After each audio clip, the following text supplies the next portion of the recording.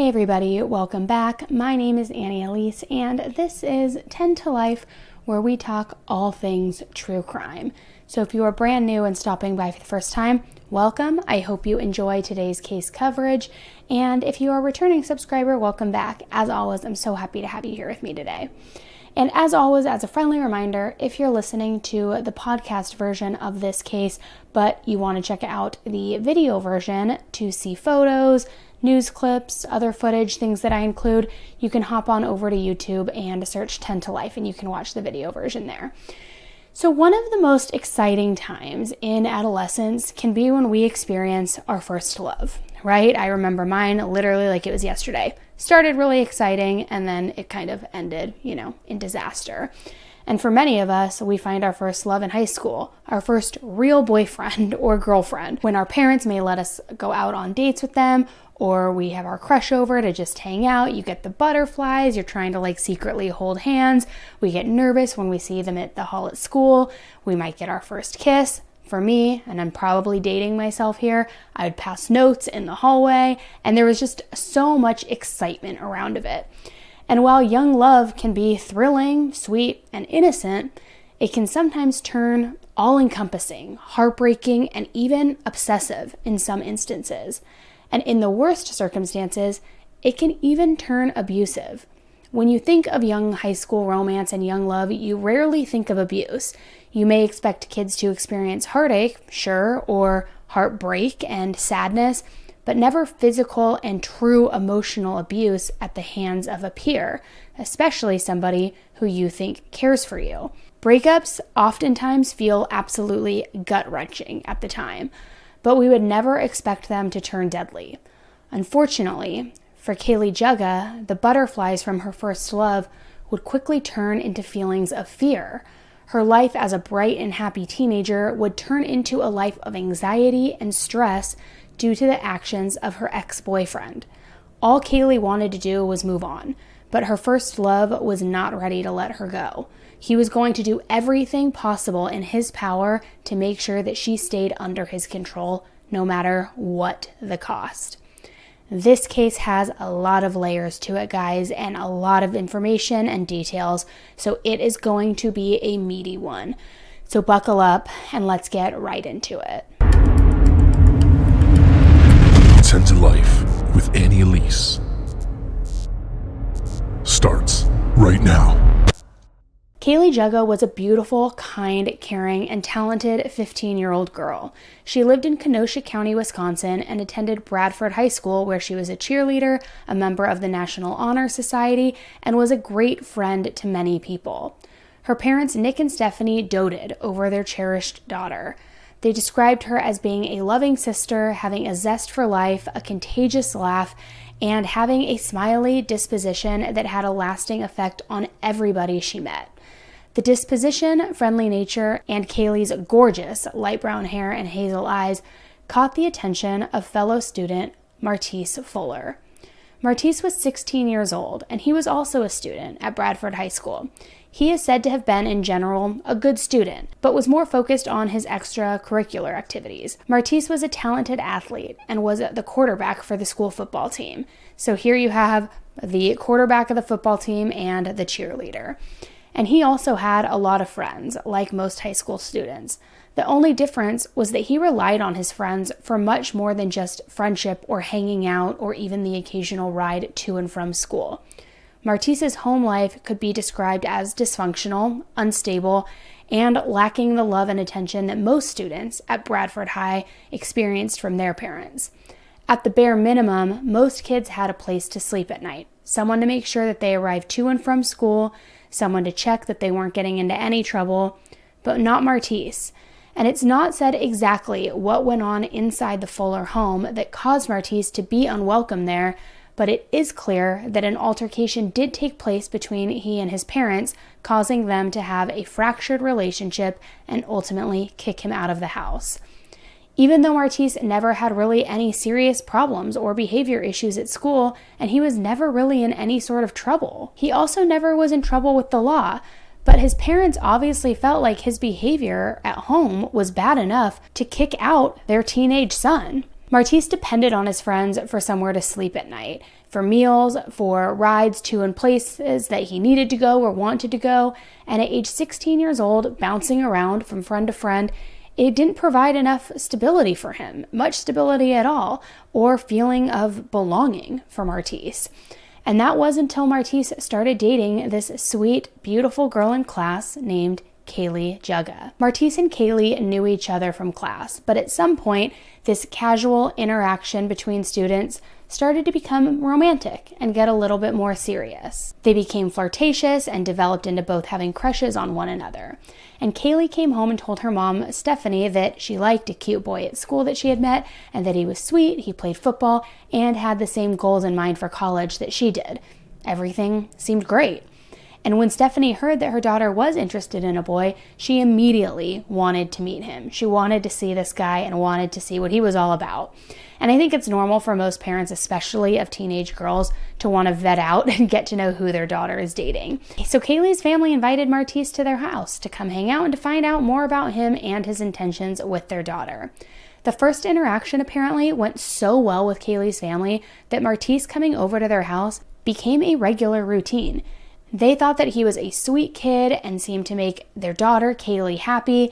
And at this point, Kaylie and Martice actually considered each other boyfriend and girlfriend, although Kaylie's mother would say that she didn't really go out on actually many dates with Martice.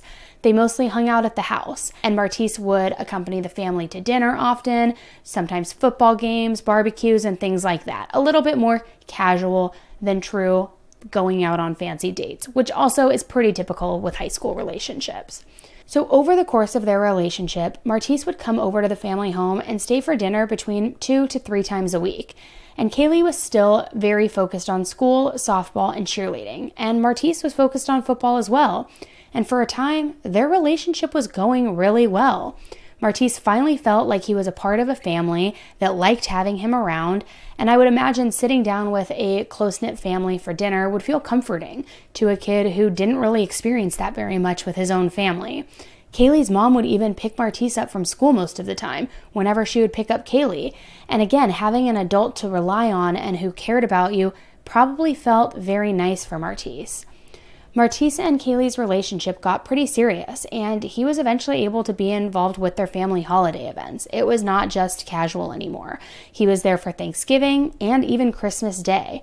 Martice had gained so much trust with the family that Kaylie's parents allowed the two of them to also spend time in her bedroom. Now, although the door was to remain open, this just shows that they were letting their guard down with this boy, that they trusted their daughter, they trusted her judgment, trusted him enough to be behind a somewhat closed door with their daughter, and things were looking great. However, Kaylie's mom, Stephanie, started noticing some things that were making her a bit uneasy about their relationship, and Martice's nice kid persona was starting to quickly unravel. I think most of us can agree that between 2019 and 2020, using FaceTime or video chat became much more popular and even vital for some of us to interact and communicate during the pandemic. When there were times that family, friends, or couples couldn't get together, they used video calls to see each other. We even actually had my son's first birthday via Zoom, his birthday party, and it was like Lorax theme, and it was like, I had the overlay, like the whole 9 yards over this. And I know many couples even started having things like virtual dates over FaceTime. And kids who were missing their friends would spend hours just hanging out on there, gaming, talking via face chat. But Stephanie had made some comments that during this time, Martice and Kaylie would be on FaceTime doing things at their respective houses for hours. Sometimes they weren't even talking. They were just on FaceTime, but doing completely separate things. Sometimes Martice would be playing video games while Kaylie was watching Netflix, and they just kept the FaceTime on.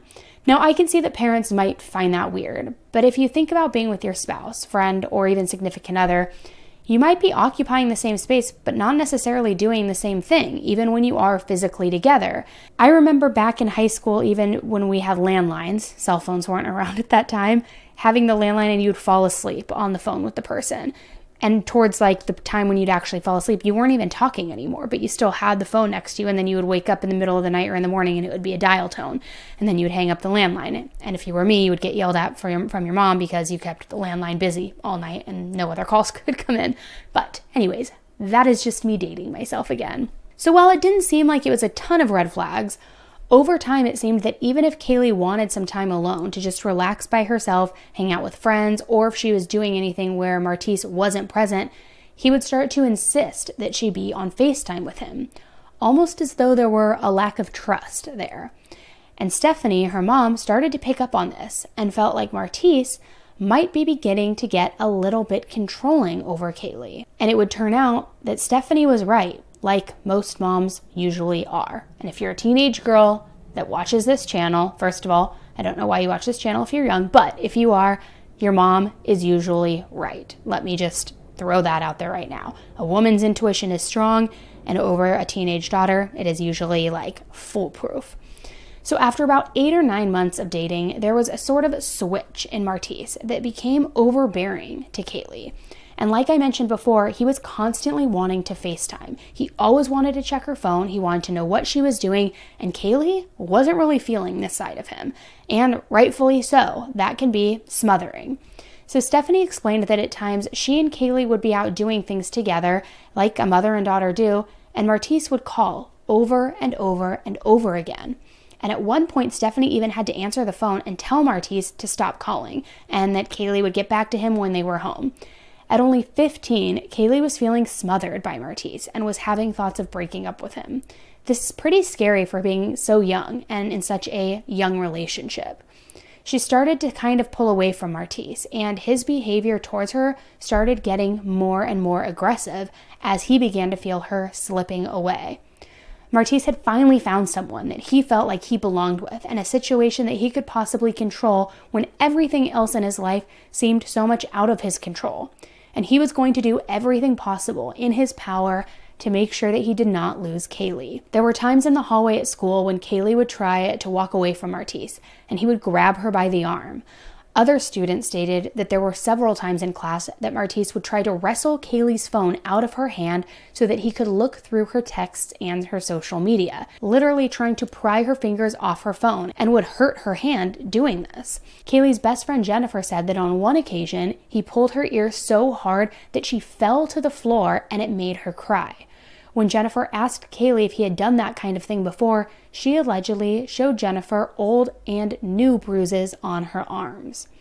After this incident, Kaylie decided it was time to break up with Martice, and Kaylie's parents breathed a sigh of relief that their daughter was going to get out of this relationship that was just getting more and more controlling. In their eyes, the feelings and stress that Kaylie was experiencing because of Martice were just too intense for kids their age. And that would be a sigh of relief, because oftentimes if your parents command or instruct you to break up with somebody, you either see them in secret or you become so rebellious, you flaunt it in front of them. So the fact that she came to this conclusion on her own was a breath of fresh air for her parents. But the breakup, unfortunately, was short-lived. As many of us know, in DV or emotionally abusive relationships, manipulation of the victim isn't just common, it's almost expected. Usually a victim will go back to their abuser several times before ending the relationship for good. I believe the statistic is something like 8 times. And Martice, he weaseled his way back into Kaylie's good graces and ultimately her parents as well. Although we can see that Kaylie would make loving posts about Martice on social media, there were also contradictory posts made by girls who claimed that Martice was cheating on her with them. Oftentimes when someone is in a relationship and being unfaithful, they become suspicious of their partner and paranoid that their partner is cheating as well. So was this what was happening? Had Martice been cheating on Kaylie so much that that's what brought him to check her phone, always want to see what she was doing, where she was, because it was a worry that she had this behavior as well, or even as a way to distract her from his own actions? And it's not proven that Martice cheated on Kaylie, but due to his accusatory behavior, I do think it's safe to assume that he may have, especially given the allegations that some of the other girls were making. And due to these allegations and trust issues between the couple and Martice's controlling behavior, Kaylie yet again wanted to end the relationship with him. I think at this point, she was just over all of the drama. It was more turmoil, heartache, and headache than it was worth.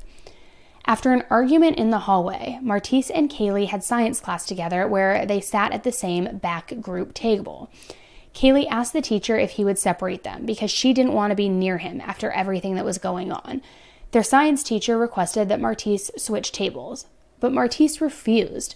So trying to keep the situation from escalating, the teacher told Kaylie to go ahead and just switch tables herself, and this infuriated Martice. He grabbed her phone as she was trying to switch tables and then refused to give it back to her. Kaylie tried getting the phone from him, but he was able to overpower her, and it was clear that this was about to turn very bad. Their teacher told Martice that if he didn't give her the phone back and move, then he would call security. But this didn't faze Martice, and security was called to the classroom. The school resource officer and assistant principal also came to the room and told Martice that if he didn't give the phone back, he could face not only trouble at school, but potential legal trouble as well for theft. Martice then threw the phone on the floor, and he was escorted out of the classroom by the officer. The assistant principal told Kaylie to come with her to the office so that she could tell her what was going on.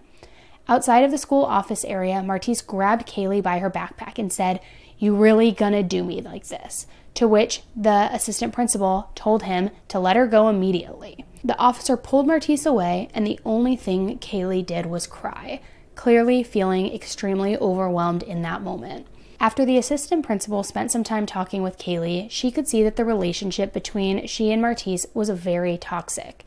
She decided it would be in the students' best interest to keep them separate at school. In another meeting with Martice and his mother, she explained that instead of expelling Martice, they would sign an agreement stating that the two would have no contact whatsoever at school. Their schedules would be changed, and if Martice did not comply with the agreement, then he would be enrolled into an E-school.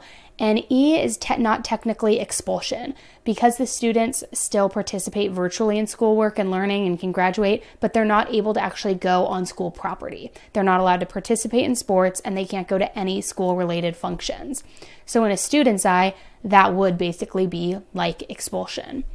Martice was not going to just agree to this without a fight. So he stood up in the meeting, put his finger in the assistant principal's face, and called her a liar. The assistant principal said that in all of her time handling discipline of high school students, she had never felt scared until that very moment. The sheer anger radiating off Martice and the aggressive disrespect for authority was jarring. The fact that he was so brazen towards the principal in front of his own mother showed that Martice did not think any rules applied to him. And he was obviously losing control and would not accept not being able to see Kaylie at school. A few days after the meeting, Martice would go on to call every office in the school building over and over until he was able to get someone to pull the assistant principal out of a meeting with county officials and to get her on the phone. Now, the audacity of this 16-year-old child to call so many times that the secretaries had no choice but to interrupt an important meeting just so he could get his way and talk to her right then and there. On the phone, he tried his best to convince the assistant principal to drop the agreement, but she was not budging, rightfully so. The behavior in the classroom and the behavior he was displaying on the phone just reiterated to her that she needed to protect Kaylie. Ultimately, she ended up having to hang up on Martice because he just would not stop. For quite some time, Kaylie was free of Martice, but of course, as so many other abusers do, he came back to her apologizing. He would call and call her, use her friends' phones to call her, use his friends' phones to call her, and even showed up at her house trying to get in touch with her. Somehow, he was able to convince Kaylie that he had changed now that some time had passed. He told her that he loved her and wanted more than anything to be with her. And Kaylie was yet again manipulated by this boy and would seriously downplay the event that took place at the school to her parents. So Kaylie's parents trusted their daughter, again, and her judgment, but they wanted to talk to Martice's parents to discuss some of the boundaries they wanted to set for the kids. After a cordial meeting with his father, they allowed Martice back in their home so that they could see each other outside of school. Yet the cycle started once again, and as you can probably guess, Martice did not change. The no contact agreement in school only made him more possessive of Kaylie outside of school. And not long after, Kaylie attempted to end their relationship for good. Soon after their breakup, Martice broke the no contact agreement. He attempted to intercept Kaylie in the hall on her way to class. He stood in front of her and would not let her pass, grabbed her by the arm, and tried to force her to speak with him face to face. All of this was caught on school surveillance footage, and due to him breaking that agreement, Martice was immediately enrolled in e-school. He was not able to come back to campus and was no longer able to participate in football or any other extracurricular activities. And Martice blamed Kaylie for his situation, and instead of trying to get her back this time, all of this love that he had for her turned into rage and hatred. And we have seen this happen too. Anytime somebody's rights or privileges are stripped because of their own behavior in a situation of DV, they blame their victim, and it's only their fault. They still do not take any responsibility. So Martice told friends that he hated Kaylie, that she was the cause of all of his problems, and that because of her, he wouldn't be able to get a sports scholarship to college, and that she was ruining everything. Now that he wasn't playing football or able to attend school, he had all of the time and all of the energy in the world to pour into getting revenge and making Kaylie's life a living hell. Martice continued to bounce around to different friends and cousins' homes for places to stay and was relying on rides primarily from his two close friends, Lexi and Ezra.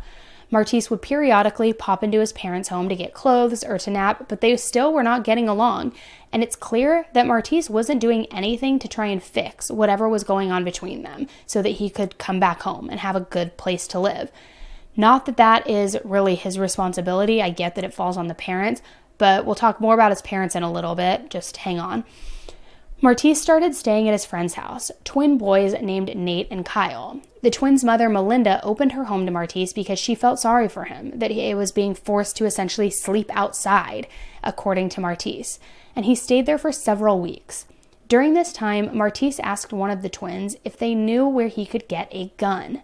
He told them that he needed it to protect himself because Kaylie's dad and brother had allegedly threatened to kill him. Even though his friend told him that he didn't know where he could get a gun, a few days later, Martice sent him a Snapchat with a pistol on his hip. And it's still unclear where Martice got this gun, but another friend of his admitted to providing him with ammunition. I mean, why do kids have guns? Why do teenage kids have guns? Martice had manipulated many of his friends into thinking that he needed this firearm for his protection. In March of 2019, he was still staying at the twins' home, and Melinda allowed Martice to borrow one of the bikes in their garage for him to get around town and to go on various visits to see family members. Little did she know, he would use this bike primarily to stalk Kaylie's family home.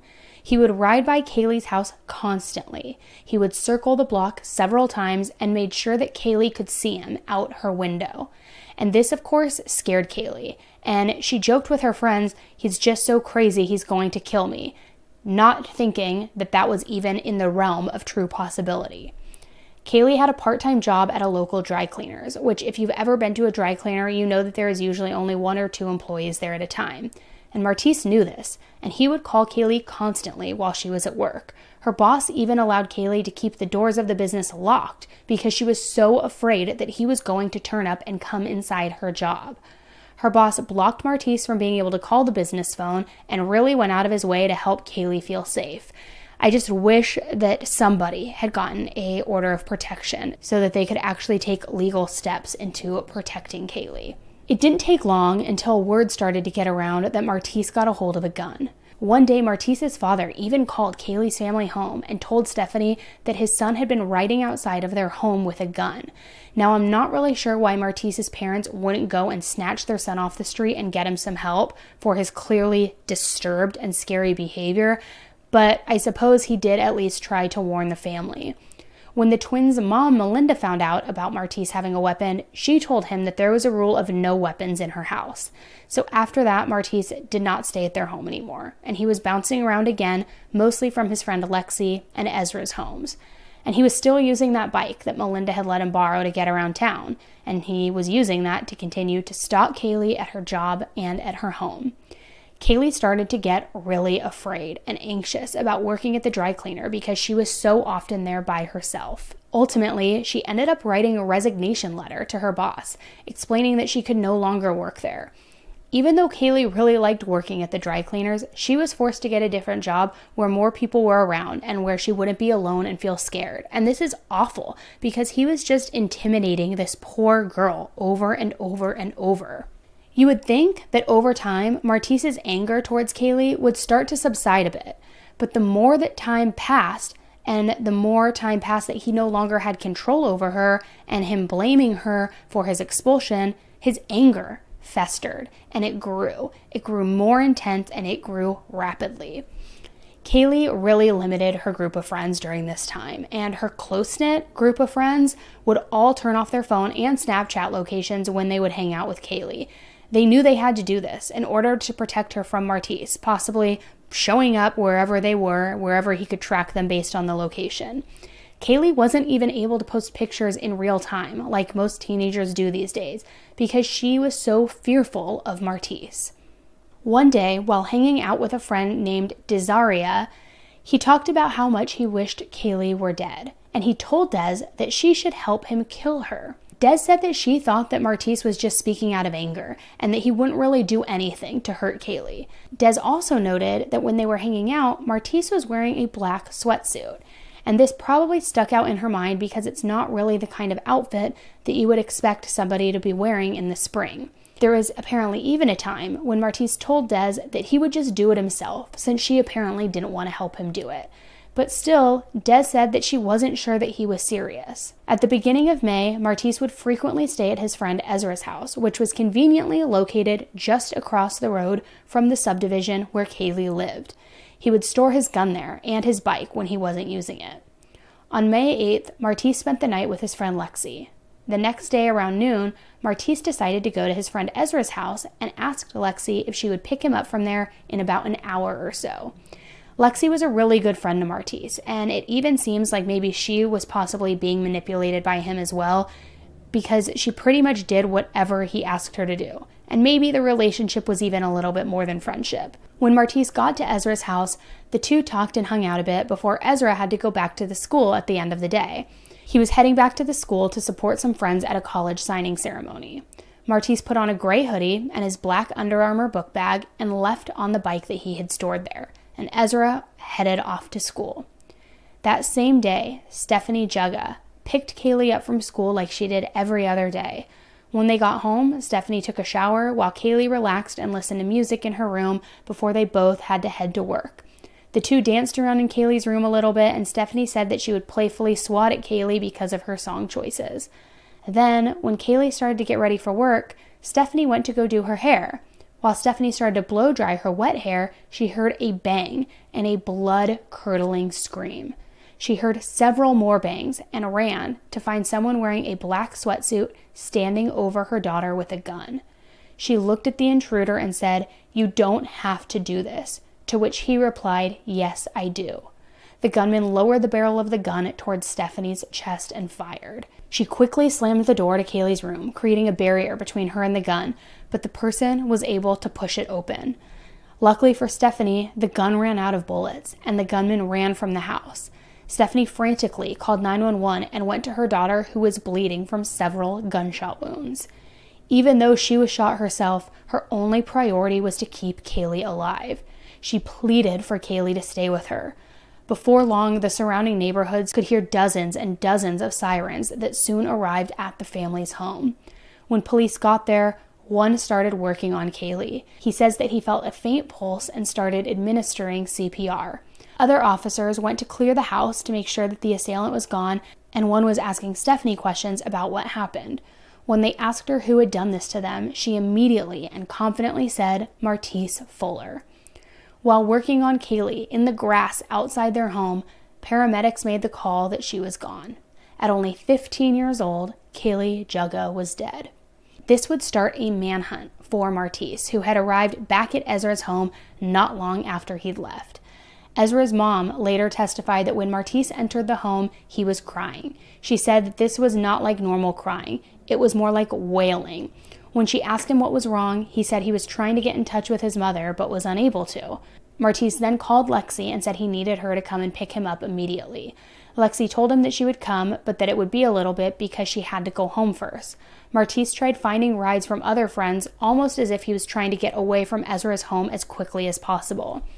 He texted his cousin and told him that he needed their grandfather to come and pick him up, but his cousin didn't answer. Several other friends also did not answer, so all Martice could do was wait for Lexi. When Lexi showed up, Martice was in his gray hoodie and seemed very upset. The two of them rode in silence, and Lexi got upset that Martice wasn't telling her what was the matter. Finally, he told her that some of his cousins shot Kaylie. Lexi would later testify that when she dropped Martice off, he was wearing clean white shoes, but when she picked him up, those shoes were very dirty and muddy. Lexi didn't know what to think, but she knew that she didn't want to be a part of this situation anymore. She dropped Martice off at his cousin's house and then headed home. When Martice got to his cousin's house, they hung out for a little bit in the living room, and this was until his cousin's mother noticed Martice's face was all over the news. The news was saying that Martice was wanted in connection with the shooting at the family Juga home. News tonight, take a good look at these photos. He's 15 years old, but police in Kenosha, Wisconsin warn Martice Fuller may be armed and dangerous. Detectives believe he shot and killed his girlfriend and wounded her mother at their home this afternoon. 16-year-old Kaylie Juga died at the scene. Her mother is in serious condition. Police say if you see Fuller, do not attempt to confront him. Call 911 immediately. When his aunt saw this, she started to panic and told Martice he needed to leave. His cousin went with Martice, and the two started walking towards their other cousin's home. On their way, Martice handed something to his cousin. He told him to throw it away in the sewer. And his cousin later would testify that he could tell it was a gun based on the weight and the shape of the object, and it was wrapped in a black backpack. Now, I have some questions here. If the aunt is kicking Martice, her nephew, out because his face is all over the news, why is she kicking him out? Why isn't she calling police and turning him in? But even if she is kicking him out, why is she allowing her child to go with him when his face is plastered all over the news? I have so many questions here. So Martice was able to stay at his other cousin's house overnight, and she testified later that during this time, Martice would confide in her that he did kill Kaylie and that he also shot her mom, Stephanie. His cousin said that Martice told her that Kaylie was listening to music and that Stephanie tried to shut the door on him. He told her about running out of bullets when he was shooting Stephanie. Soon after, this cousin's mother's home was raided, and the cousin started to worry that her home too would be raided as well. Even though she wanted to protect her cousin, she didn't want her small children to get caught in the middle of this situation. So she called and told police that Martice was at her house. The police came and arrested Martice, who surprisingly went with them without a fight. At first, when questioned, both of the cousins lied to try to protect their cousin. They were both afraid that they would get in trouble for helping Martice after what he did. However, both ended up telling the truth, and one of the cousins took the police actually to where they dumped the gun. The gun was wrapped inside a backpack that Martice was seen wearing. And inside that backpack was the gun wrapped in a diaper that matched diapers located in his cousin's home. In a tearful testimony, one of his cousins says that she decided to tell the truth after an officer asked her to put herself in the Juga family's shoes. And what conversation did you have with the officer as you were being escorted out? Well, he was just basically letting me know that to put my daughter, my 4-year-old daughter at the time, in Kaylie's parents' shoes, and I'm sorry. There's a tissue up there, if it helps. Mm-hmm. It's okay. Take your time.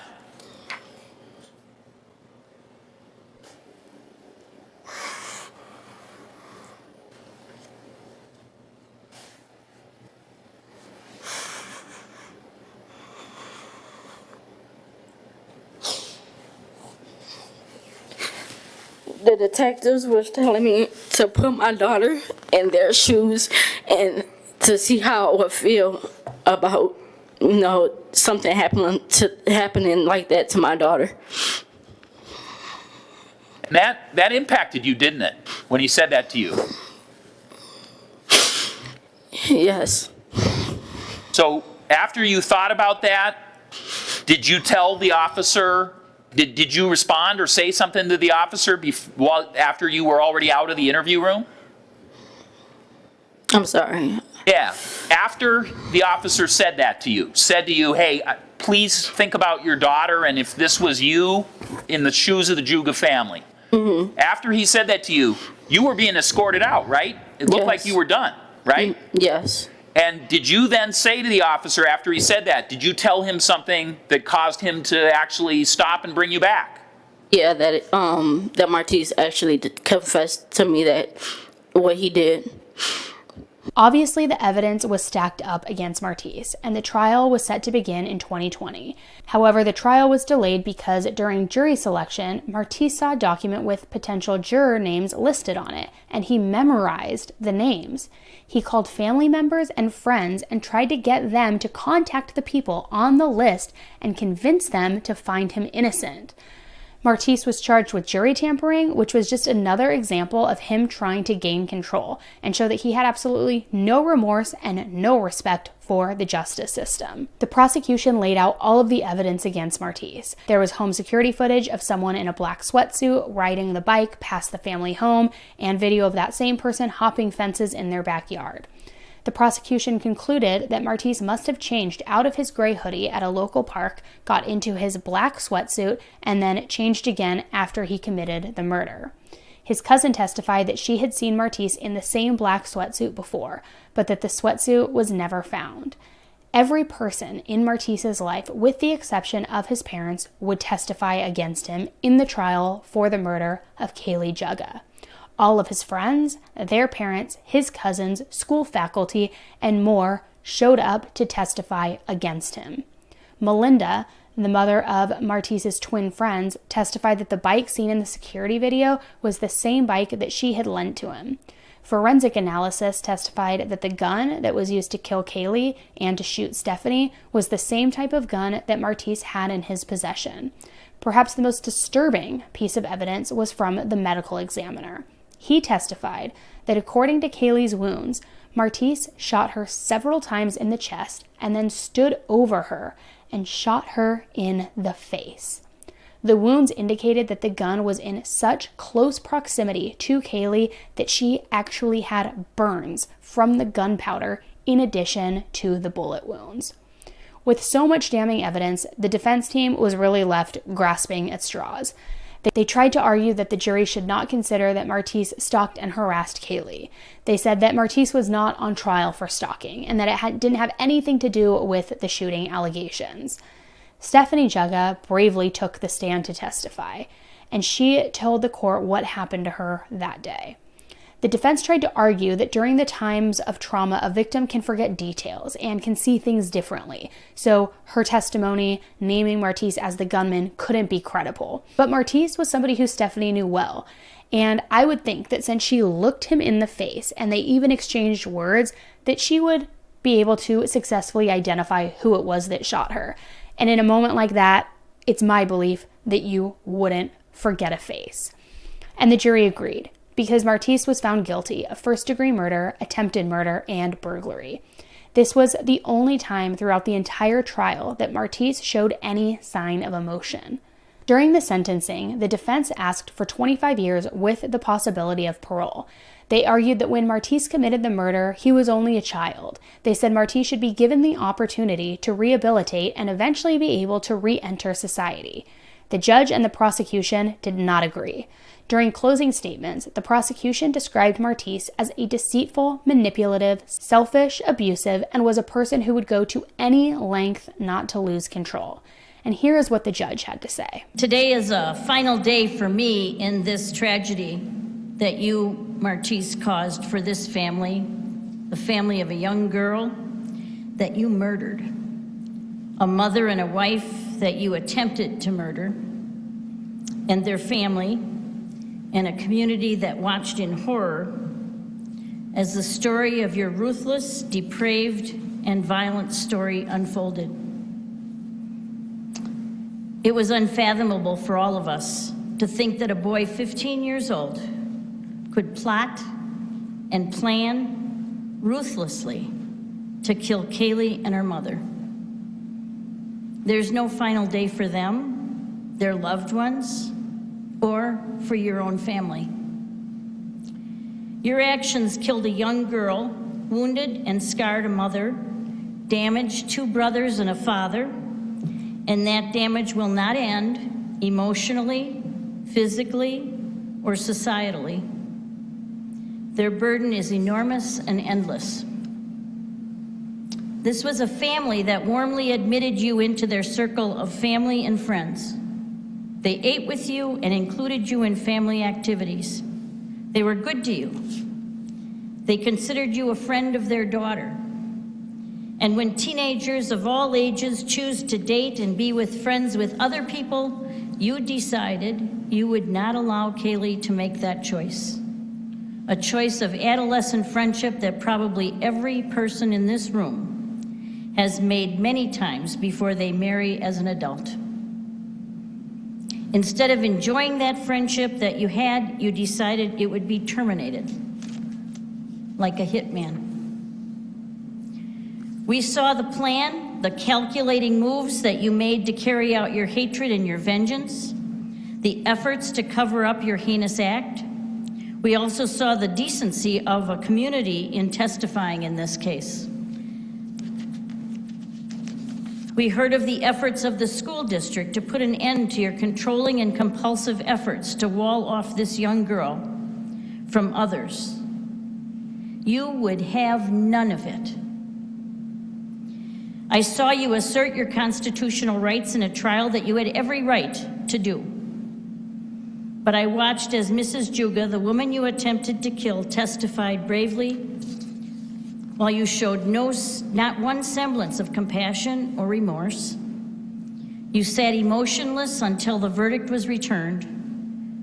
You seemed to have no ethos, no regret, no sorrow, no empathy. You are for you and no one else.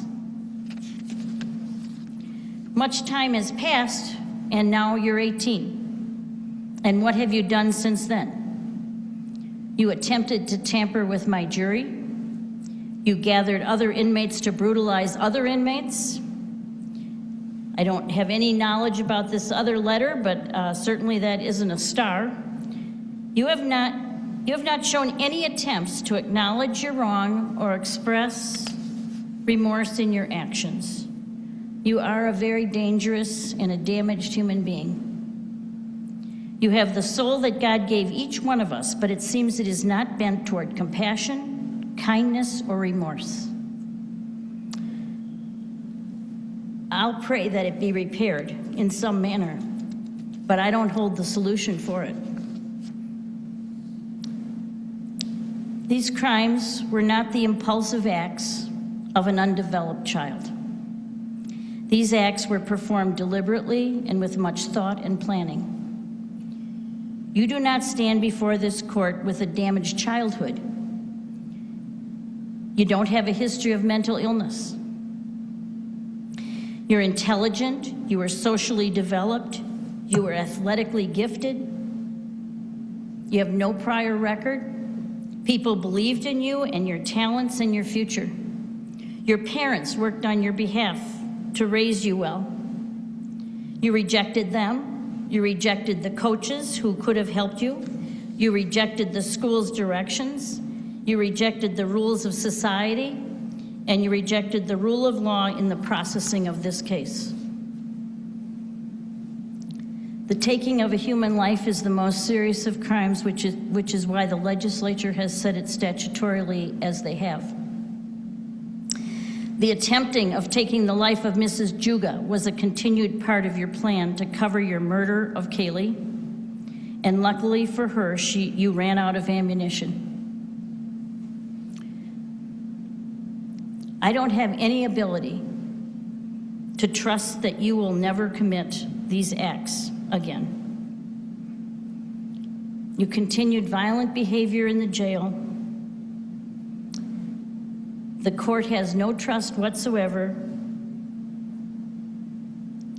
that what brought you to this murder and attempted murder is repaired or repairable ever. Rehabilitation is not likely in my mind. I hope that you can right yourself in your life, in your daily life, but it won't be among the community. It was all too calculated. So in the interest of protecting the public, acknowledging the seriousness of these acts, the court orders that on count 1, you are sentenced to life in prison without eligibility for extended supervision. You are, don't On count two,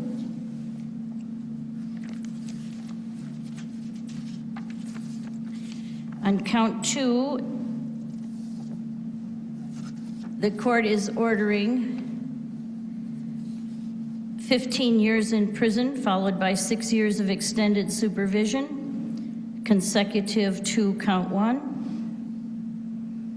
And on count three, the court orders 5 years of initial confinement and 3 years of extended supervision. Count 2 and 3 are concurrent with each other, consecutive to count 1.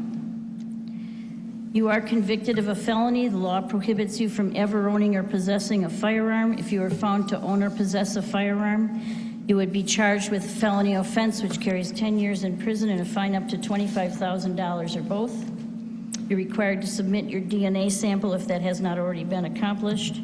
You're not eligible for most of the programming because of the nature of these offenses. And I'd ask that Mr. Johnson and Ms. Scheidegger please accompany him to go over post-conviction in the other room. So as we heard from the judge, Martice was sentenced to life without the possibility of parole.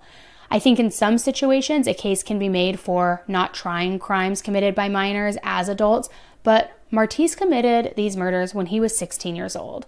And in this case, I do think that life in prison is appropriate because of all of the calculation and intimidation tactics, even trying to intimidate the jury. You know, clearly this guy is not remorseful, and I mean, I'm not one to say, but I would imagine not able to rehabilitate. After sentencing, he had an attorney read a letter to Kaylie's family where he still would not take accountability for her murder. Judge, Mr. Fuller's prepared a statement that he asked that I read on his behalf. Okay.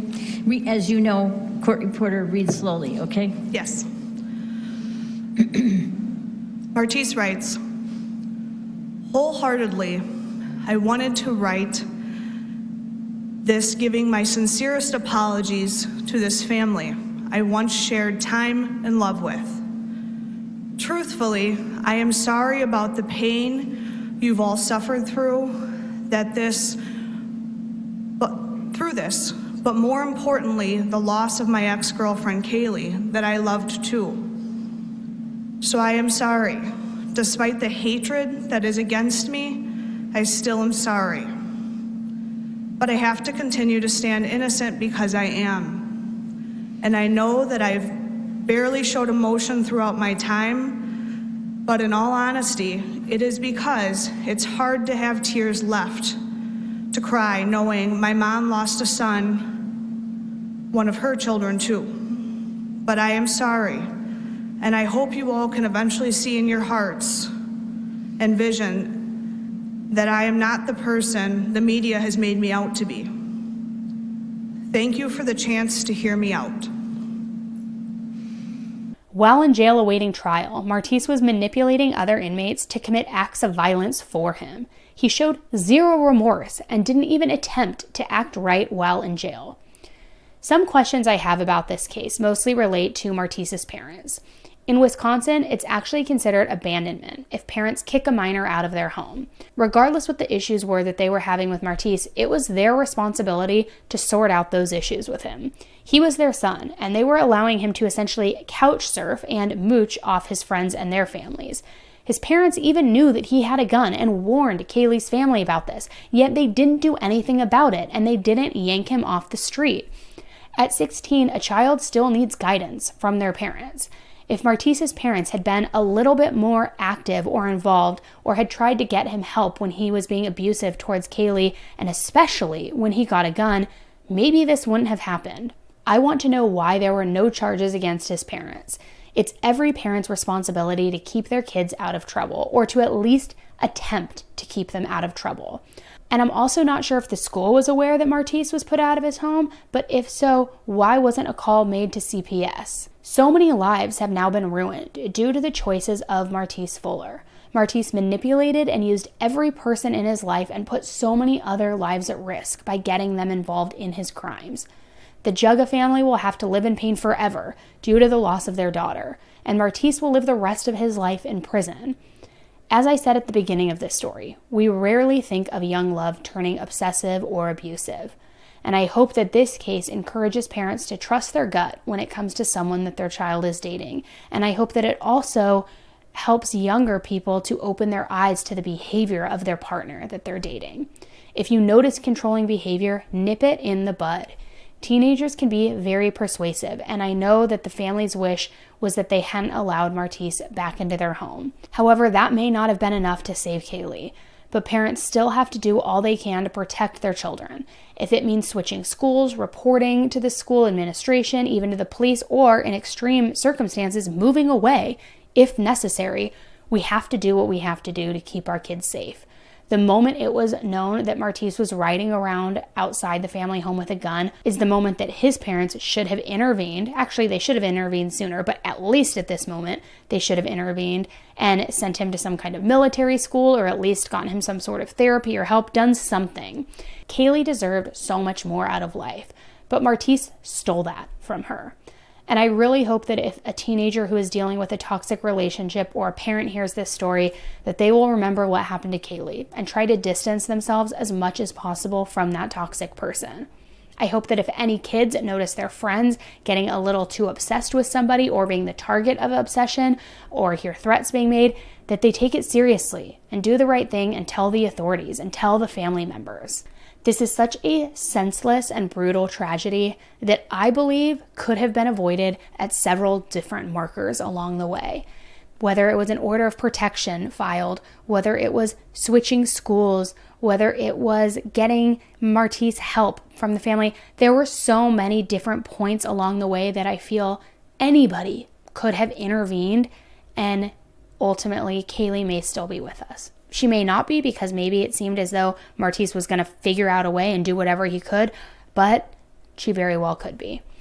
So I just encourage all of you to please stay aware, and when you see something, say something, as cliche as that sounds. Thank you for tuning in with me today. I hope you enjoyed the case coverage, and I hope that it brings a little bit more awareness on DV situations that do happen in younger children's lives. All we can do is spread awareness, generate awareness, and, be hyper vigilant in the sense of making sure that our eyes and ears are open to all of this. Thanks again, guys, for tuning in. Please don't forget to give this video a thumbs up on your way out and rate this podcast if you are listening to the podcast version. Thanks again, guys, and until the next case, stay safe.